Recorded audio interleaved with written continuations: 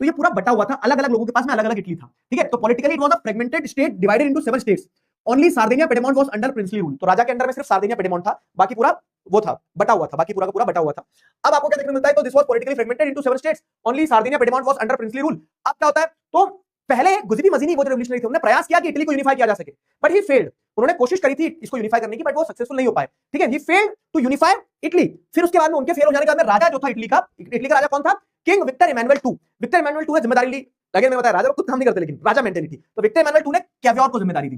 कैवियोर कौन था, तो कैवियोर एक बेहतरीन स्टेट्समैन था, मतलब एक डिप्लोमेट था जिसके फ्रांस के साथ बहुत अच्छे रिलेशन थे। तो उसने फ्रांस की मदद से क्या करा, जो ऊपर का हिस्सा था ना, ये ऊपर का हिस्सा पहले हैब्सबर्ग एम्पायर के अंडर में था, नॉर्थ इटली। तो इस ऊपर के हिस्से को आजादी दिलवा दी, किसे, हैब्सबर्ग एम्पायर से आजादी दिलवा दी, और ऊपर का हिस्सा कैवियोर ने अंडर में कर लिया, ठीक है। तो unified north Italy with the help of France and defeated Austrian forces. Austrian forces को हरा के उन्होंने ऊपर का नॉर्थ इटली यूनिफाई करवा लिया।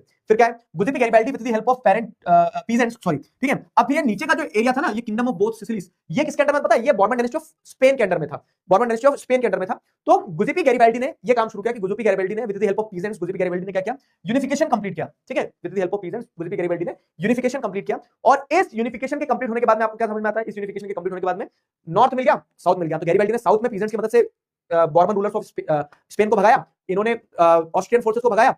और ये जो सार्डिनिया पिडमोंट था, ये ओरिजिनली विक्टर एमानुएल के पास था ही।